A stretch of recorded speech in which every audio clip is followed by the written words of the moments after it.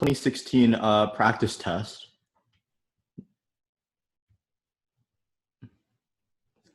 So as you may know, the AP test has two sections. We have a section 1, which is multiple choice questions, 60 multiple choice. And this test takes a total time of 1 hour and 30 minutes here. So in general, on the AP multiple choice part for the chemistry exam, you should aim for about 1 question per minute, okay? So you should try to get at least 1 question per minute so that you can look back at it at the end of the, so that you can have at least half an hour to review your answers. Because often you might just realize something subconsciously. Okay, and here, this is a free response section. So the AP chemistry test has a free response section also. So during the free response section, you should write neat, clear responses, and you should try to answer the question and only the question. You should not try to add superfluous material because you will not be graded on that. So it's a waste of time to write extra material. And also remember to use significant figures. Yeah. Okay. So,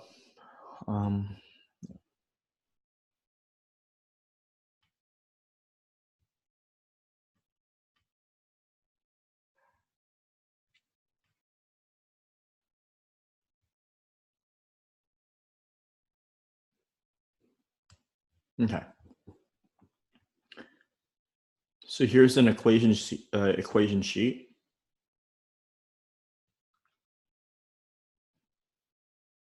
Okay. So let's look at let's just do the first page. I'll just do the first page and then just to show you some strategies, I guess. So in which of the following liquids do the intermolecular forces include dipole-dipole moments? Dipole-dipole forces. So does anyone know what one of the so what do we need for dipole-dipole to have dipole-dipole forces? Well, obviously we need to have dipoles, right? And dipoles arise when you have atoms of different electronegativities.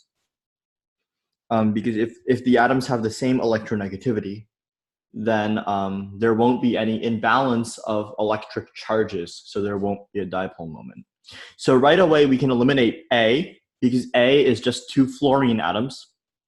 And because it's just 2 fluorine atoms, they have the same electronegativity, so there's no difference in electron densities, so there's no dipole moment. Now, in B, there are 2 factors here. The first factor is that carbon and hydrogen have very similar electronegativities. Okay, so this probably will not have very strong dipole-dipole forces. Additionally, this molecule is perfectly symmetrical. Oh, I think I have a molecular model kit, so I can actually show it.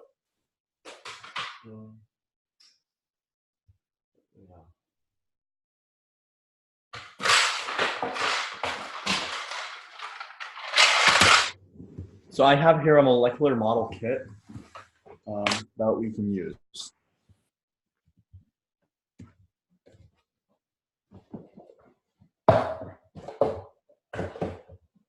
Okay.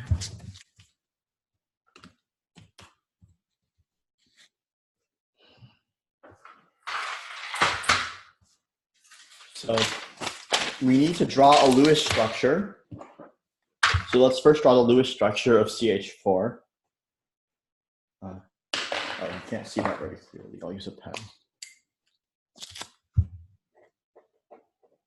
CH4. So carbon has 4 electrons, 4 valence electrons, and hydrogen has 1.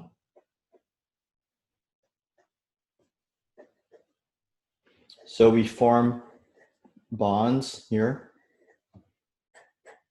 So this equals, so it looks like this.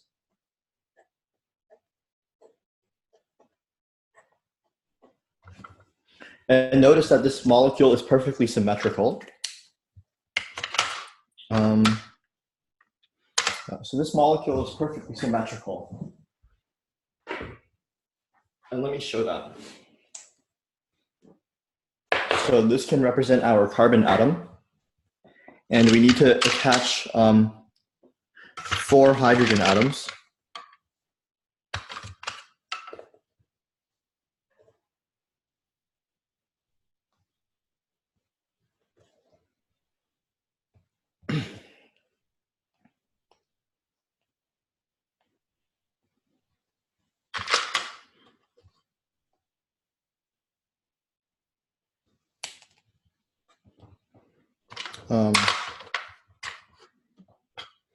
Actually, let me do this a bit differently. And we attach 4 hydrogen atoms. So as you can see, this molecule is perfectly symmetrical and it's shaped like a tetrahedron. So it's shaped like a, so if you connect the hydrogen atoms with lines, you get a tetrahedron. So this is called the tetrahedral geometry. Let me try to get the lights a bit brighter. There we go. So, okay. So because it's perfectly symmetrical, even though the bonds themselves have some dipole moments, they all cancel out. And this is the exact same thing for fluorine.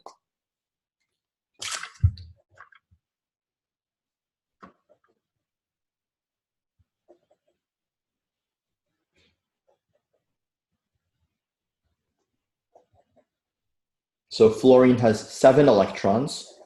So we form the bonds and we get this.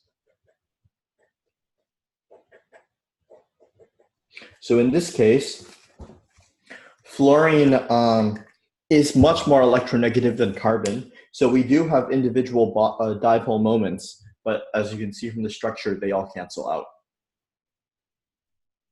Okay.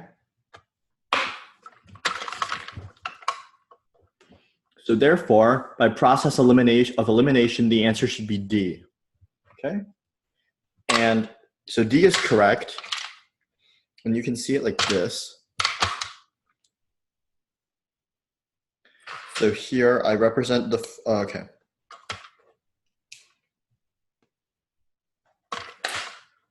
So here is CH2F2.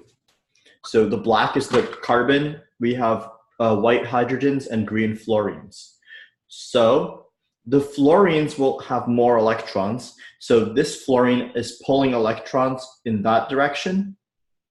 And this fluorine is pulling electrons in this direction. So overall, we have more electrons on this side of the molecule than on this side. So this molecule actually does have a dipole moment. Okay. Now, 2, which of the following best explains why an increase in temperature increases the rate of a chemical reaction? So activation energy is a constant for a reaction. It remains approximately constant. So we can eliminate choices A and choice B. We can eliminate choice C as well because this is very strange, because this would imply that like at a certain temperature, it transitions from only partial collisions to every collision is successful. So logically, choice C doesn't really make any sense. So choice D is correct. Okay. A sample of a hard solid binary compound at room temperature doesn't conduct electricity as a solid, but will conduct as in water. So because it conducts when it's dissolved in water, that means that when we dissolve it in water, we should produce ions, which will carry the charge. So the answer is A. If we had metallic bonds, then it wouldn't even dissolve in water, since metals don't dissolve in water. And so the rest also don't make sense. So 4, NH3 was synthesized at 200 Celsius in the presence of an osmium catalyst, leading to this equilibrium. Which of the following changes would result in more NH3? So osmium is the catalyst, so it doesn't impact the equilibrium. So the osmium doesn't impact the equilibrium, which means that choice A is wrong. If we increase the temperature, you can see that delta H is negative, which means that this reaction produces heat. So if we increase the temperature, that's analogous to adding more heat, which would push the reaction backwards, which would result in less ammonia. If we remove some hydrogen, that would also force the reaction in that direction because we're removing the products. We're removing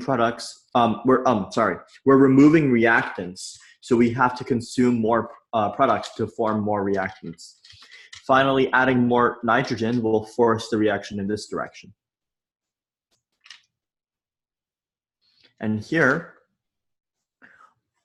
so the answer is D. And finally, we have, so which of the following arranges the molecules in nitrogen, oxygen, and fluorine in order of their bond enthalpies? So nitrogen has a triple bond, oxygen has a double bond, and fluorine has a single bond. So triple bonds are stronger than double bonds, which are stronger than single bonds. So nitrogen should have the largest bond enthalpy, followed, and then oxygen should be in the middle, and fluorine is least. So the answer is A. So I'll give you maybe like 2 minutes to look at this page. So just look at this page.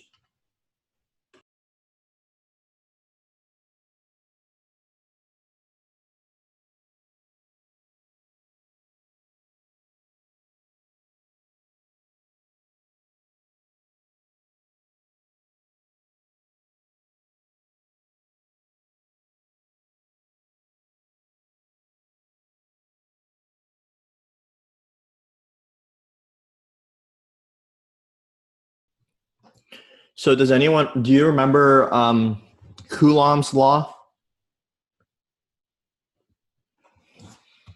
So Coulomb's law states that the force between two charges is equal to Coulomb's constant times Q1, charge 1, times charge 2, divided by the distance squared. And this is kind of similar to magnets. Like if you take two magnets and you pull them apart, the farther the distance, the less force between them. So it's the same thing for electric charges. So that means that if we want a very weak force, we should have a low distance. We should have a large distance for a weak force. So, so as you can see, this one has the largest size. So that means the water molecules cannot get close to the ion because it's so big. So that means the answer should be sodium. Notice how calcium and indium have much higher charges, so their force of attraction will be much stronger. And lithium is very small, so the water molecules will get in close, and it will be a very strong interaction. So the answer is B. And what about number 7?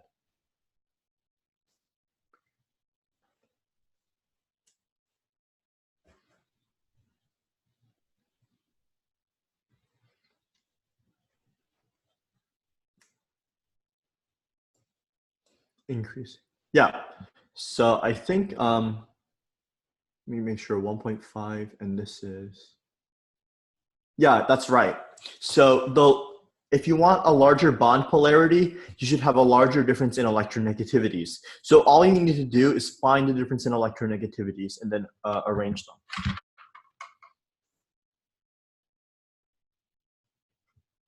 So what do you think is the answer for number 8? So I'll give you a second to look at the problem.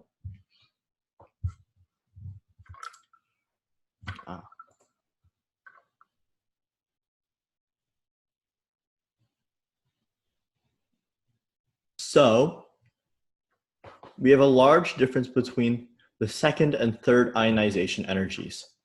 This would mean that to remove the third electron requires a large amount of energy. So let's look at the option choices. So the effective nuclear charge decreases with successive ionizations. So the electron is attracted to the nucleus, right? but it's also repelling all of the other electrons. So when you combine these two effects, you get what's called an effective nuclear charge. When we remove electrons, there's less electrons to repel other electrons, so the effective nuclear charge is actually going to increase as we remove electrons. So A is not a plausible answer. And likewise, B is not a plausible answer for the exact same reason. Now, C. The electron removed from the third ionization is much closer to the nucleus than the first two electrons were. So if an electron is closer to the nucleus, it will have a much stronger attraction to the nucleus, and it will be much harder to remove it from the nucleus, remove it from the atom. So C is a plausible answer. And D, as we remove electrons, the inner electrons get more and more attracted to the nucleus, so the size should decrease. So D is not a plausible answer. So the correct answer is C. Okay.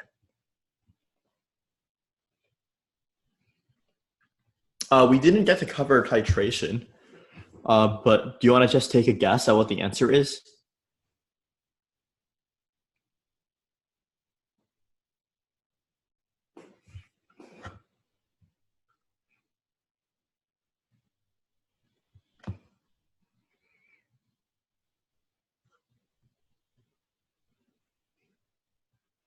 Equivalence point is where you have a very sharp change in pH. So the equivalence point is going to be at pH 9. Okay, so we have a pH of 9, and that means so at the pH of 9, the reaction is complete. So that means we have so let me show you.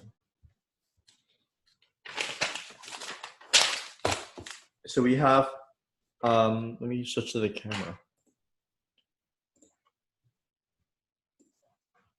We have HA, some acid, plus base goes to, and the pH, so we have here is a conjugate acid, and here we have a conjugate base. So since the pH is is greater than 7, that means that the solution is basic.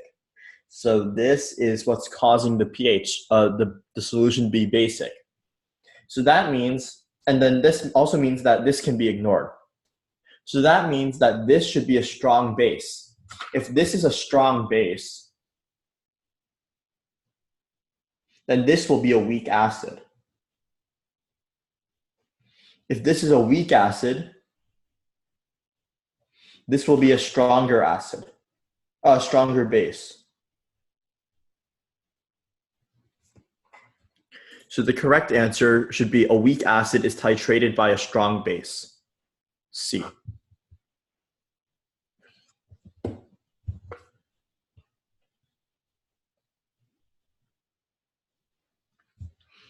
Okay, can we look at question 10?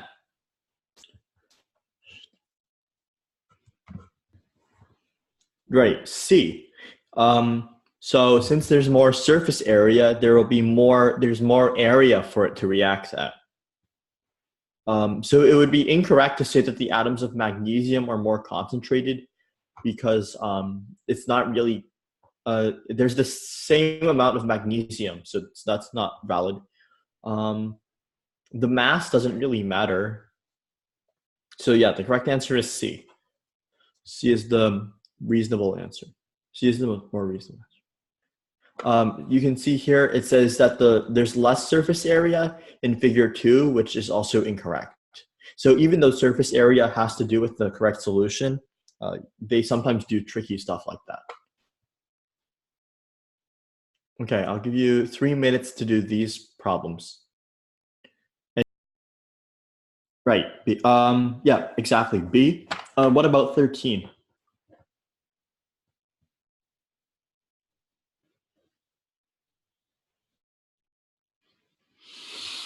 Okay, so at a constant temperature,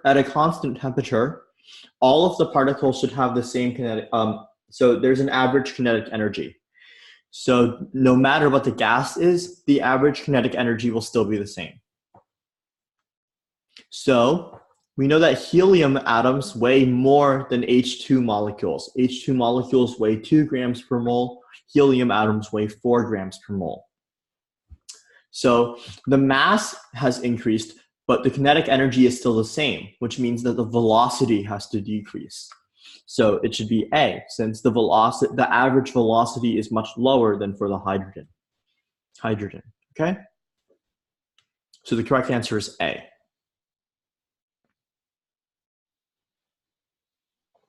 So this is electrochemistry. So can we look at this question? So what's the answer to 14?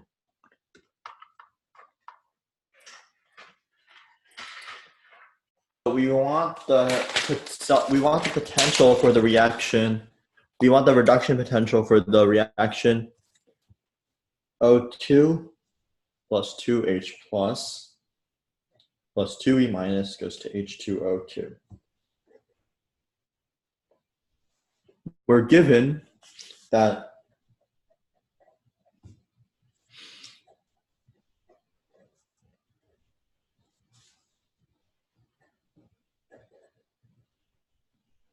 I forgot, it's 1.23 volts, right? Okay. We're given that this has, so we need to somehow turn these two reactions into this reaction. So clearly you can see that H2O2 is a product. So therefore we should flip this reaction so that H2O2 is on the product side.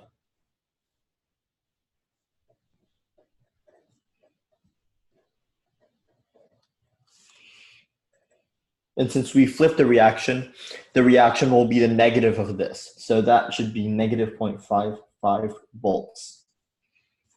So now we have this oxygen term, which we don't want. So you can see that oxygen is a product of this reaction. So all we need to do is add this reaction to it.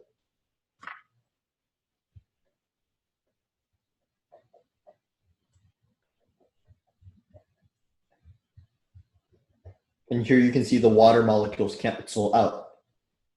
So this has E naught equals 1.23 volts.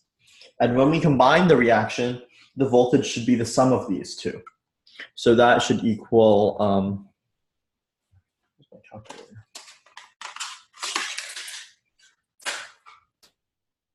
So we get that this sum equals 0.55.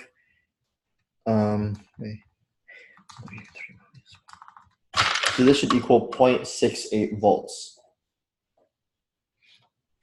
And the voltage doesn't depend on stoichiometry. Oh, I forgot. I didn't switch to the camera. So yeah, here you can see my work. So we see that H2O2 is on the product side. So we need to flip. So this here we have H2O2 on the reactant side. So we flip the first reaction and put it here. So you can see we flipped the reaction. So the voltage will be the negative of this voltage. So instead of 0.55 volts, we get negative 0.55 volts. And then now we have this water molecule on which we have to get rid of. So to get rid of it, we simply add this reaction, and you can see that the water molecules cancel out. And then we simply sum the voltage. The voltage does not depend on the amount of the reaction. So if you double a reaction or triple it, the voltage won't change. So this is the final answer. You don't have to do anything to it. So that's the answer, 0.68 volts. And now for 15, which of the following is true for the decomposition of H2O2? So the decomposition of H2O2 is represented by this reaction. So hydrogen peroxide decomposes to water and oxygen gas. And this has a positive voltage. A positive voltage indicates that the reaction is favorable. So since the reaction is favorable, we should have a negative delta G. Furthermore, the reaction is favorable, so the equilibrium constant should be large. So the correct answer is C. Okay? So the correct answer is C.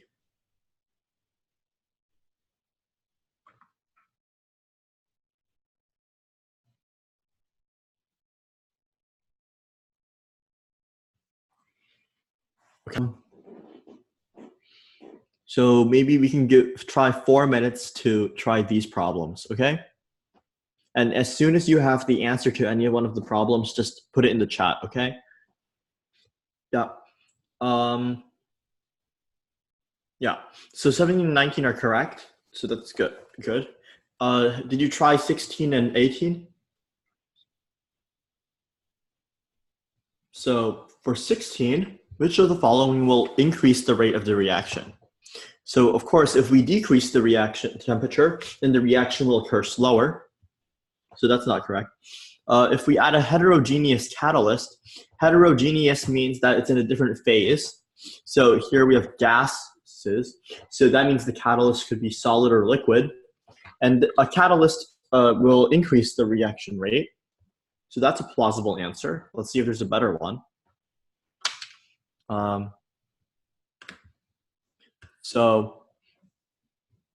What about 16? If we increase the volume, that would mean the concentrations are decreasing, because as the volume increases,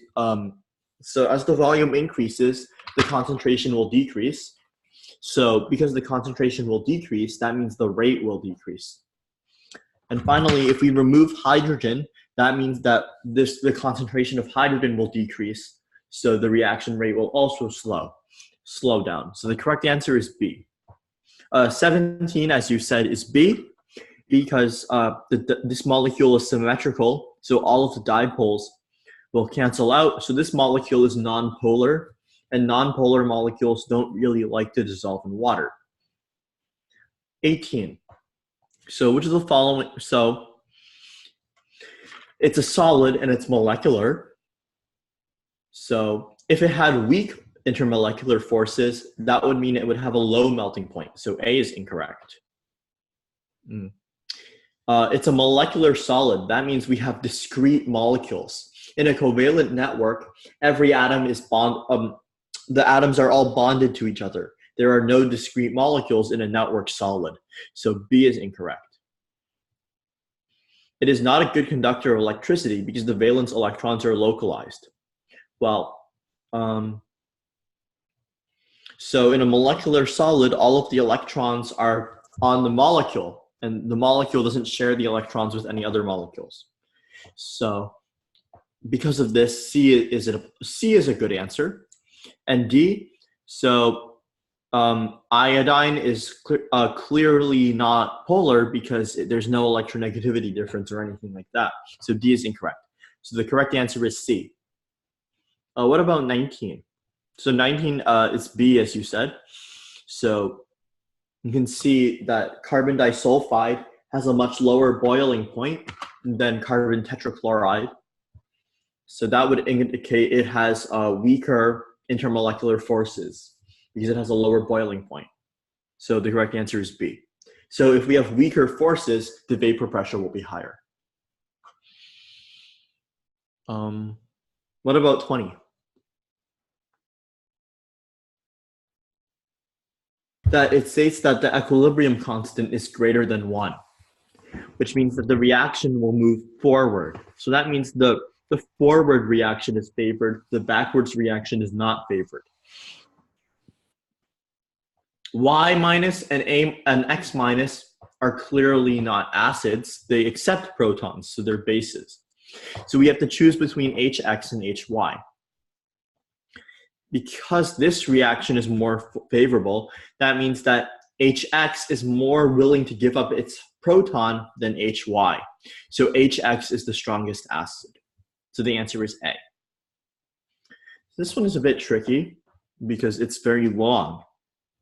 So we use this analysis to determine how much silver nitrate is in a solution. We add a bunch of silver chloride, and then the silver will precipitate as silver chloride. So the precipitate can then be collected by filtration and dried. We conduct this with 3 trials, and the problem is that the mass of the precipitate is 5% higher than the actual mass of silver chloride that theoretically would be formed. So what would account for this error? So if the, wait a second, let me close. So, okay. So if the pores in the filter paper were too large, that would mean that silver chloride would get through the filter paper. And since it's getting through the filter paper, that means that you would not collect as much silver chloride as you should have. So that would result in a lower mass, not a higher mass. So A is incorrect. B. So not all of the precipitate was transferred to the filter paper. So this would mean, so you're again losing precipitate, so you're losing mass. So B is incorrect. C. The NaCl solution was too concentrated. So if it, so the concentration of the NaCl solution doesn't really have anything to do with the mass. So adding more sodium chloride won't increase the mass of the precipitate.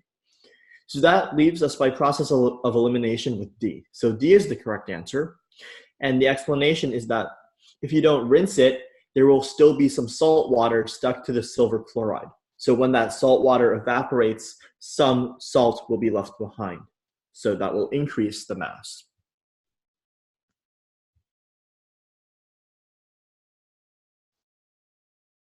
Okay. Let's look at this page. So at the point labeled as R on the pH curve, which of the following ions are present in the reaction mixture? So R is the equivalence point, right? So at R, the amount of acid and the amount of base is equivalent. Furthermore, the pH is 7. So that means the concentration of H plus is 10 to the minus 7 molar, and the concentration of OH minus is also 10 to the minus 7 molar. So that means that the answer is A, because 10 to the minus 7 is less than is much less than 0.01. Well, let's say we used 1 molar HCl instead of 0.1 molar HCl. So that would mean by this point we've added much more HCl. The HCl is more concentrated, so we're adding more HCl.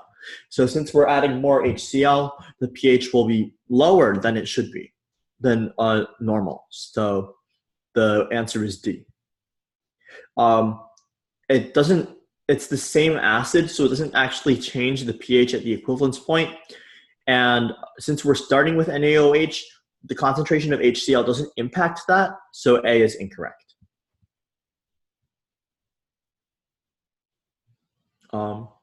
Let's look at 24.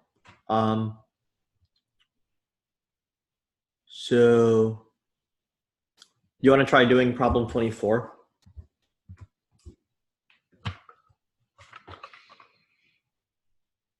Of reaction between HCl and NaOH.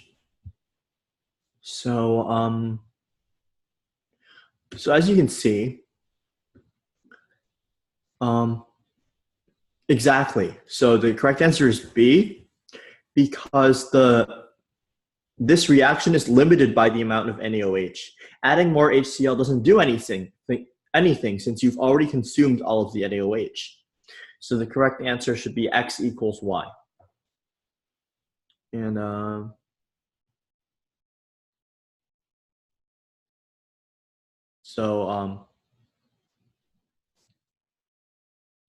okay, how do you do this? So we don't have a calculator with us, so we should use estimation to solve this problem.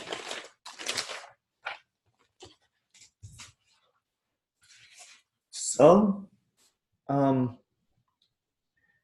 I don't think we talked about specific heat capacity too much, but the point is that, so the formula is Q equals, so the absolute value of Q equals like, so Q equals the absolute value of like the number of moles times the delta. Okay, wait, never mind. So let me try, so here's a better way to explain this. So the mixture has a specific heat of 4.2 grams per joules per gram Kelvin, and we have 20 milliliters total solution. So that means the total mass is 20 grams.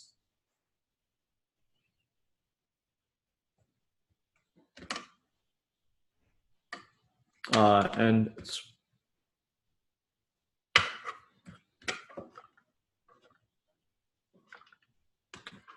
so we have 20 grams, and the temperature change is 6 Kelvin, right? Let me check. Yeah, so the temperature change is 6 Kelvin. So that means we released 120 joules of heat.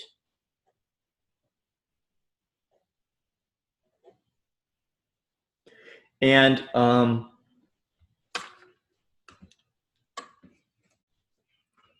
we have 10 milliliters of 1 molar HCl, 10 milliliters of NaOH. So that means that we have 10 milliliters times 1 molar equals 0.01 moles.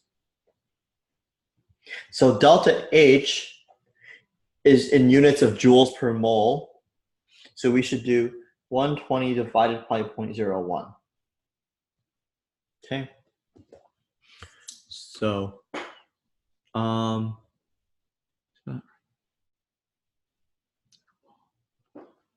yeah. So the correct answer should be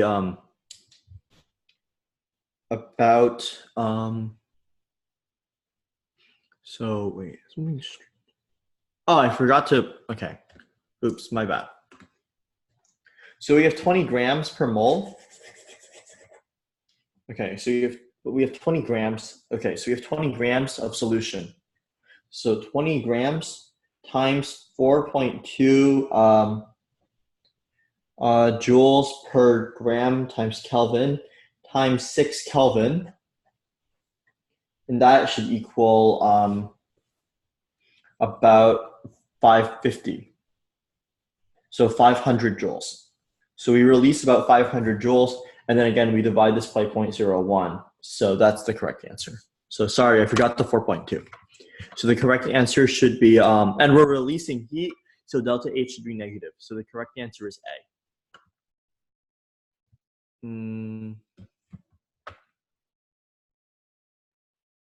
Okay, let's take a short break so we can come back.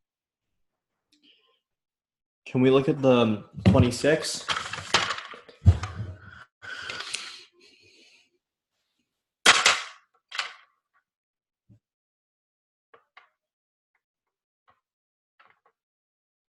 First step is slow. So the first step will determine the reaction rate.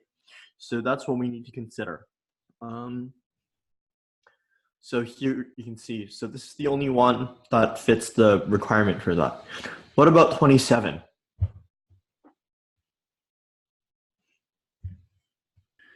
So A is a good first choice. So yeah, so you can see that C has 120-degree angles because we have three things. So when we have three things, we get something that looks like this. You can see it has three, so 120 degrees. And here, there's also three things, except one of them is a lone pair. So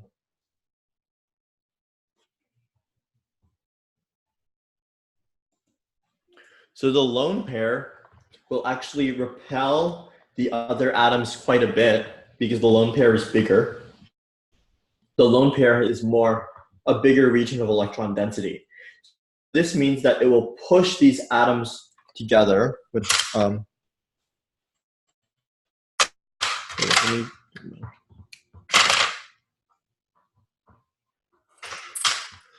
when we have a lone pair, which I've represented like this, you can see the atoms get pushed together, so the bond angle will decrease. So these are both These both have 4 things, but because this one is a lone pair, it's B, because the lone pair will push the atoms together. Okay?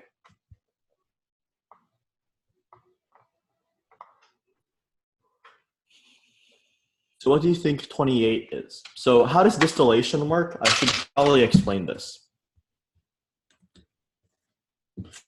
So this is a distillation setup. So here we have a heat, heat source.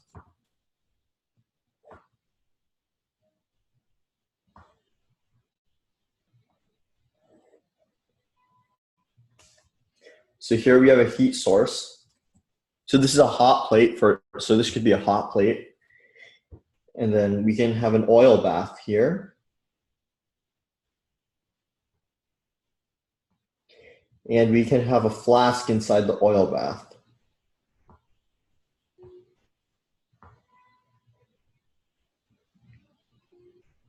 Okay. So this flask has contents in it, and those contents will get heated up and they turn into a gas. And then they rise along this tube, which has a lot of surface area. And the gases will flow along the tube, and the ones with lower boiling points will rise all the way through. The ones with higher boiling points will condense on the tube and fall back in. So this is how we can separate materials with with different boiling points. And we usually include a thermometer here. And then this connects to a tube that goes down. And then this tube is filled with water. So water enters here.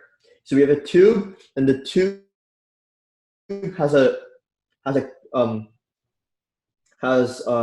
so there's a big tube and a little tube inside it. And the big tube is filled with water, which goes in from out here and goes out at the top. So that cools the tube, and the gases go through this tube where they all condense into a liquid, and they drop down into what's called the receiving flask. Okay?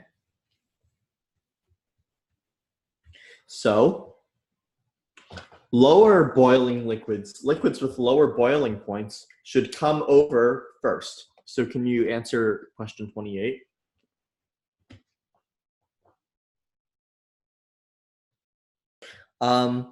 So ethyl acetate has a much shorter carbon chain, so that means it has weaker London forces. And because it has weaker London forces, it will boil at a low boiling point. So it will be in the distillate first. It will it will go through the apparatus first. So the correct answer is B.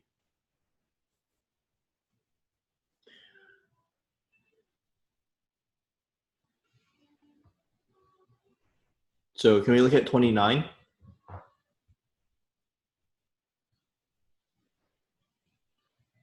can see that this one is violet and this one is colorless. So we can ignore that. So we know that absorbance is directly proportional to the concentration. So a higher absorbance means higher concentration, a lower absorbance means lower concentration. So all we need to know is how long did it take for the absorbance to decrease by 75%. So how long did it take for it to decrease by 75%?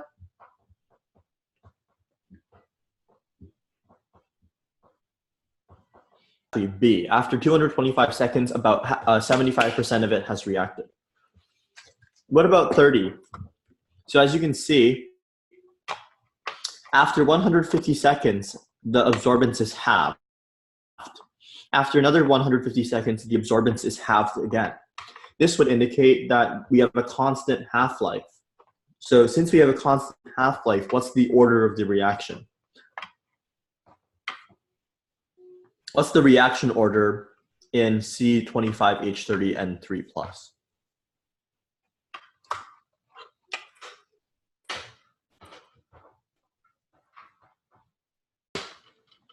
So since we have a first order reaction, the reaction will depend on concentration, So when we reduce the concentrations, the reaction rate will be lower. So it's B.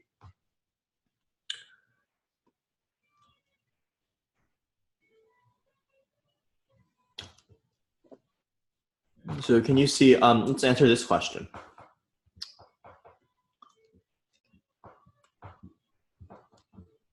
So we want it to be sensitive to this molecule.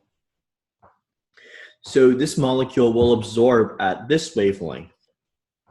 If we use 205 nanometers, we'll measure the absorbance of this molecule, but we will also measure the absorbance of this molecule, which we don't want to absorb, since it has a non-zero absorbance here. So we should absorb at 590 nanometers, because then we will only see this molecule. So the correct answer should be C. Only the violet form of the molecule will absorb, so the other form will not contaminate our results.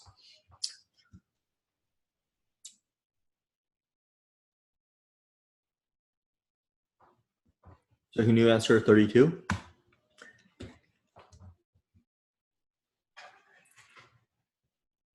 Okay.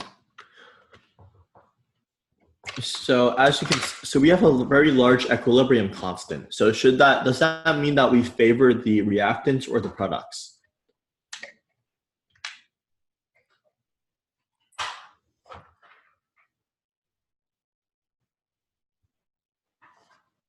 Exactly. So we favor the products, which means that we should have a lot of products, right? So if we have a lot of products, what should be the correct answer?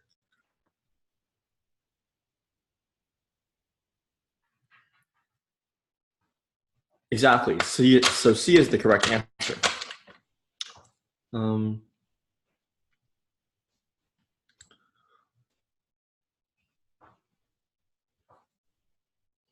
Okay. So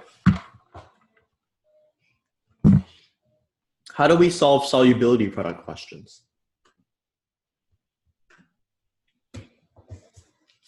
So let's imagine this.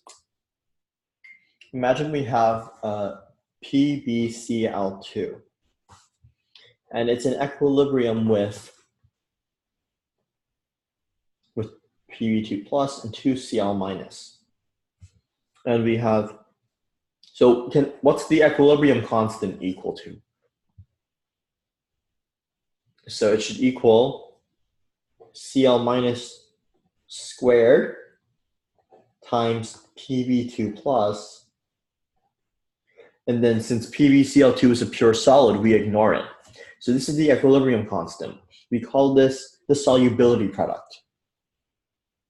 So when the solubility, we evaluate this expression, and if it is greater than the KSP, if this expression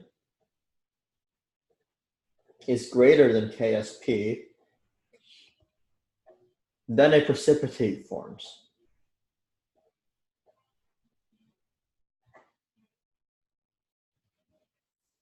So can you tell me what the KSP for AgCl is?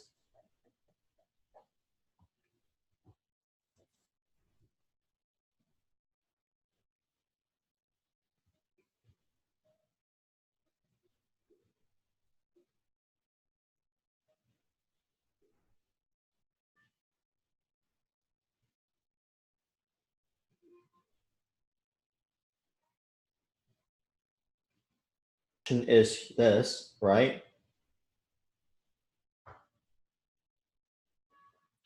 So what should the expression be?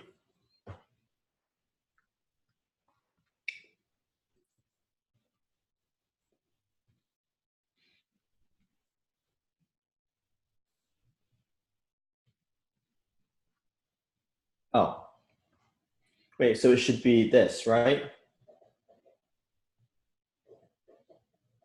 Right?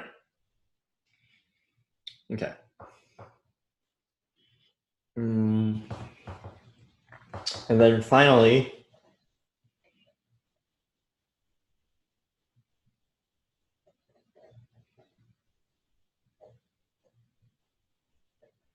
So what's the KSP of this ferrous phosphate? So it should be Fe cubed times phosphate squared. So remember, if Q is greater than the KSP, so this is equal to Q. So if Q is greater than KSP, a precipitate will form.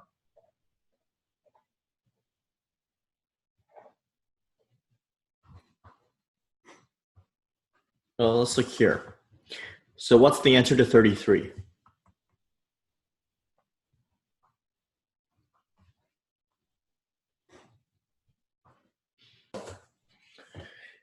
We are given that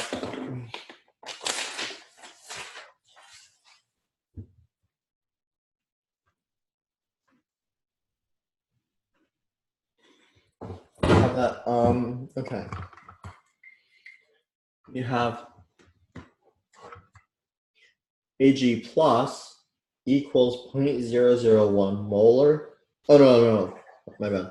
0.02 molar, and Pb2 plus equals 0.001 molar, right?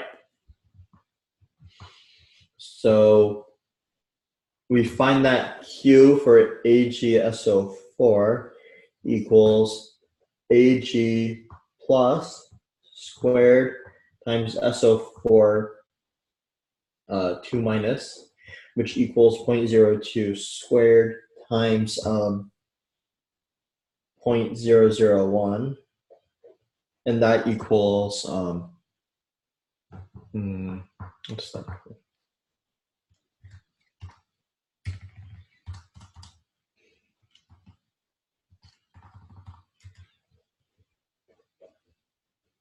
That equals 4 times 10 to the minus 7. Since this is smaller than KSP,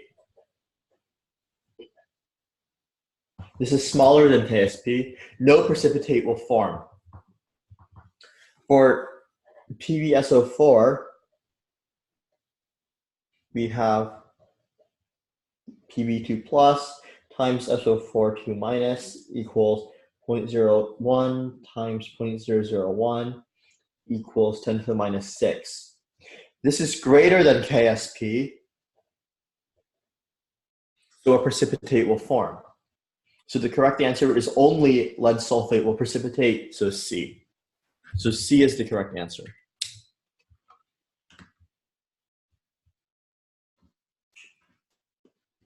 Can you do 34?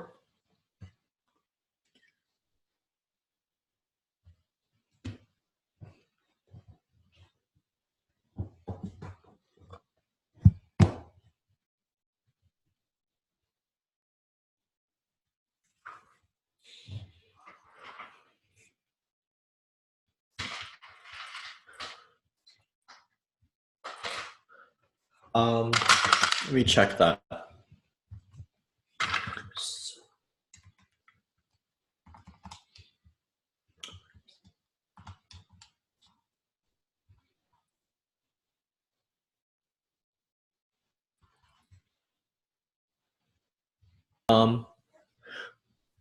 So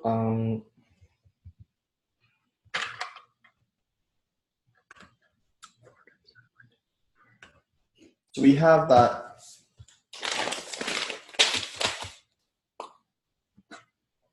H plus times NO2 minus. So the reaction is this.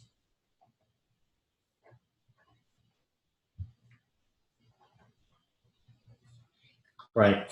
So we have this equilibrium, and this equals 4 times 10 to the minus 4. Furthermore, we have H plus equals NO2 minus, right? H plus approximately equals NO2 minus. So we can say that H plus equals the square root of 4 times 10 to the minus 4 times HNO3. And if you do this, you'll find that the answer is B.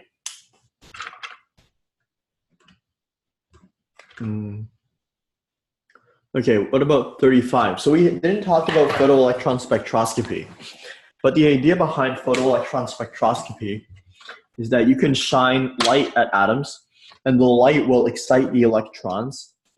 And based on that, you can determine the binding energy. You can determine how strongly the electrons are bound to the atom.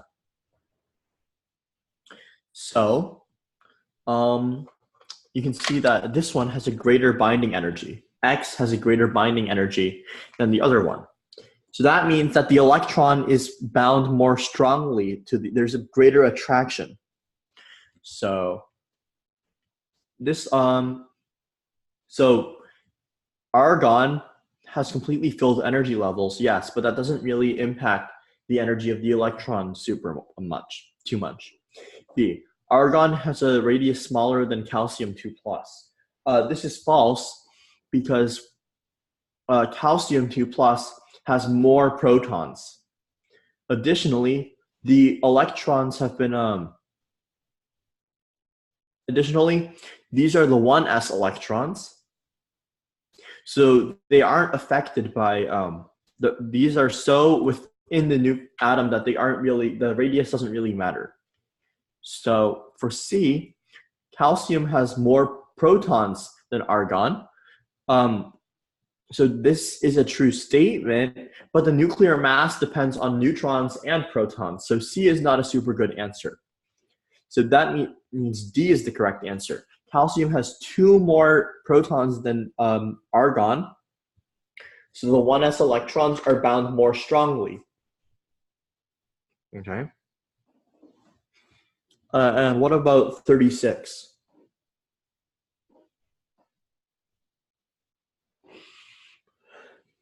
For 36. So we have a very high pressure, that higher than ideal. So this is because when we cram the atoms together, the atoms start to get closer and closer together, and you cannot ignore their volume since they're so close together. And because they're so close together, they start to repel each other. So the answer is D, right?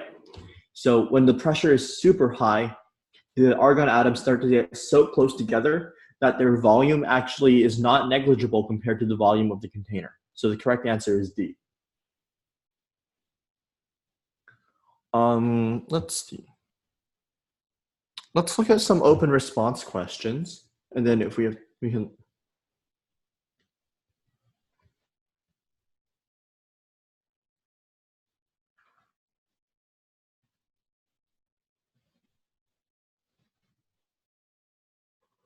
So, okay. So first, let's read the thing.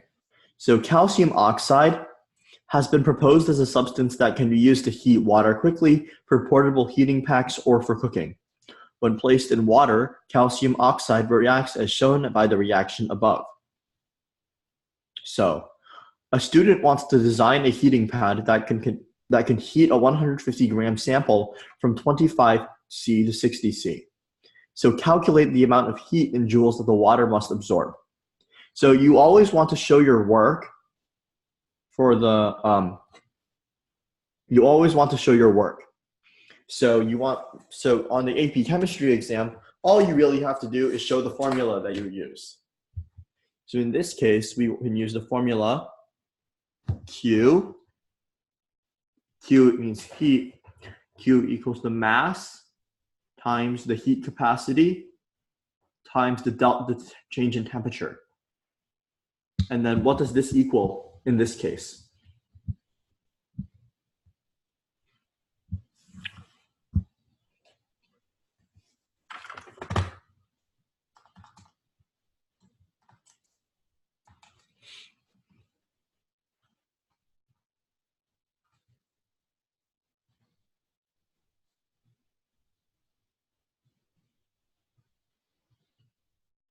Yeah, 150. What's the heat capacity? 4.18, right? So what's the change in temperature?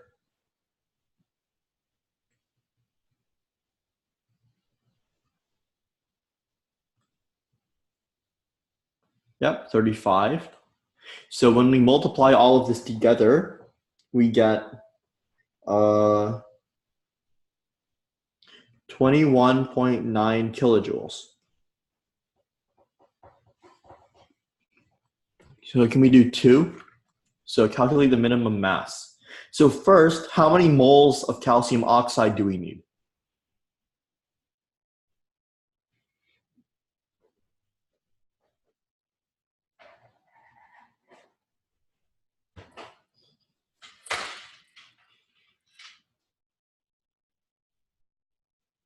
Mole releases 63.7 kilojoules, right?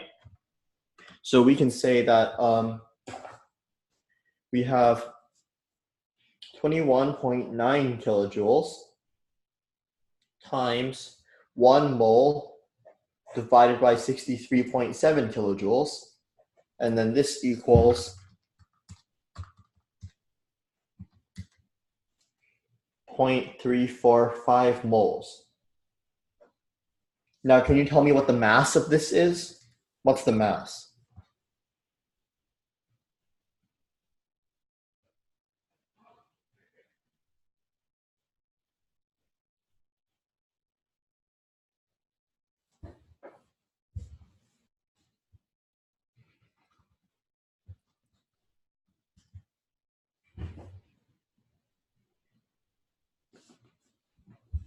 So what's the molar mass of calcium oxide?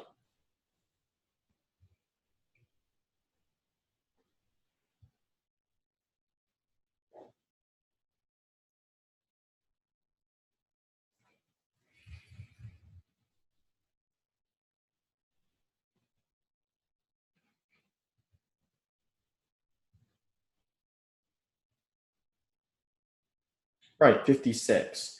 So we need to multiply this by 56 grams per mole, and this gives us 19.3 grams.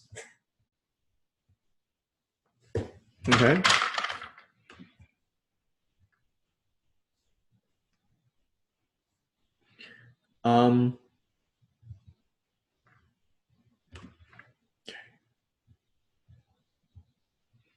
So let's see, is this so can you calculate the delta S for the reaction? So this reaction, here's the data, so calculate the delta S.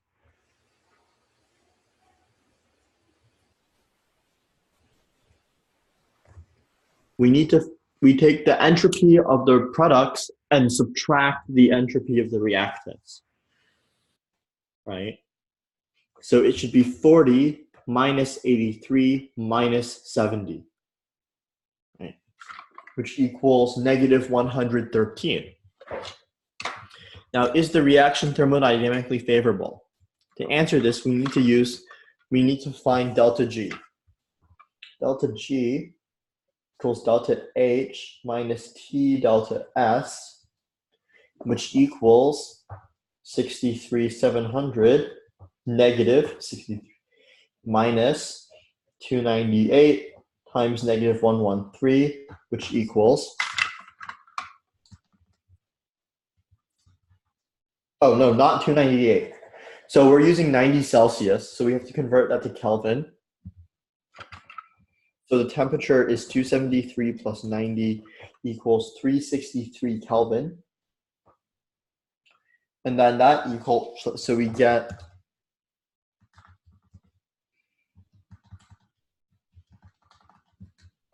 negative 22.7.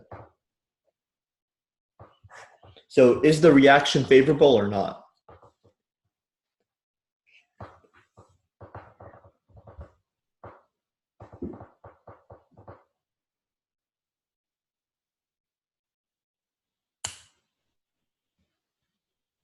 Free energy is decreasing, so the reaction is favorable because we're releasing free energy.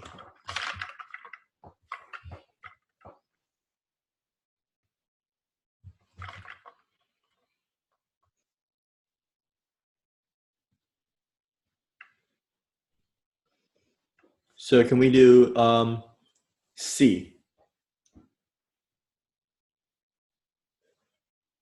What's the answer for C?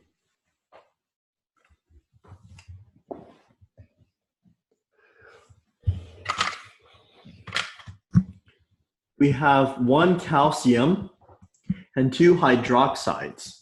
So it should be CaOH squared, right? Now, what's the concentration of calcium? They say it's 0.011. What about OH minus? What's the concentration of OH minus? Well, we produce, for every 1 calcium, we get 2 hydroxides. So this should be 0.011 times 2. So then you can just evaluate this, and that should be equal to KSP. Now, which of the following will increase the solubility of calcium hydroxide? Well, we want to shift the reaction in this direction. So we should decrease the concentration of hydroxide. And we do this by adding acid. Okay?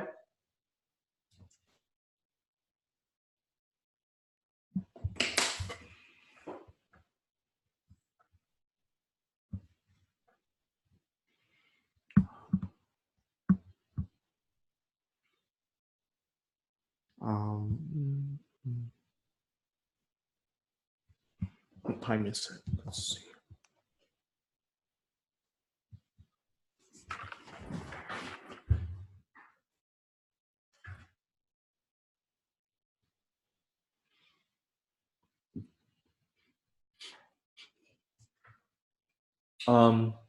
So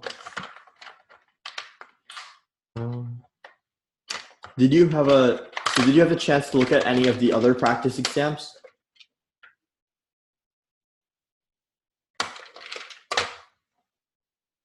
No? Okay. That's fine. So you want to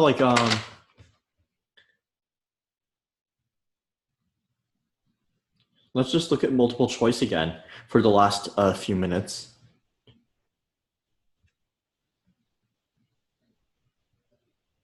So how about this? Let's do this question. And I'll give you a few minutes to work on this. And then we'll take a look at it afterwards. Okay?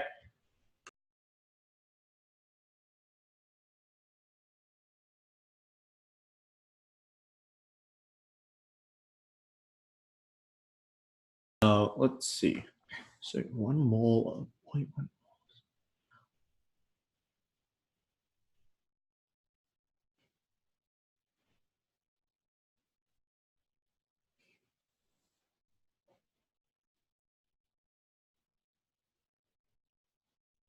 Okay. So yeah. So I think this is correct. Great. So yeah. So the limiting agent is sodium peroxide. And did they say delta? And yeah, so yeah, you also have the right value of delta H. Great. What about 38? So yeah, the correct answer is D. What about 38?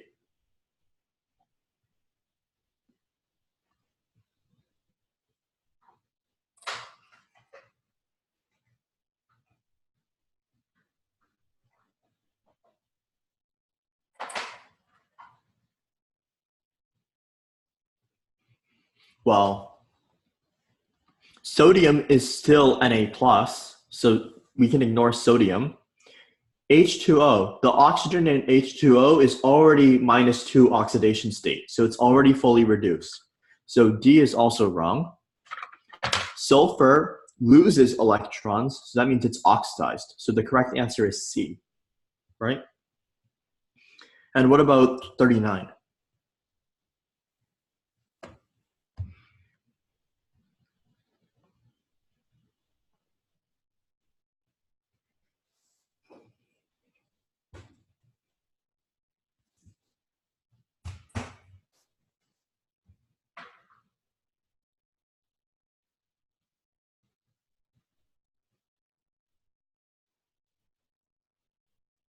So the reaction is thermodynamically favorable.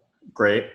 However, the delta sign of delta S is negative, which is unfavorable. We want a positive delta S and a negative delta H. But the delta H is so negative, delta S doesn't matter.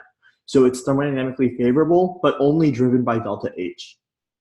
Okay. So I think that's about the end of the, I think now is about the end of the lecture. So this is the end of all the classes. So I guess I hope you have good luck on the AP test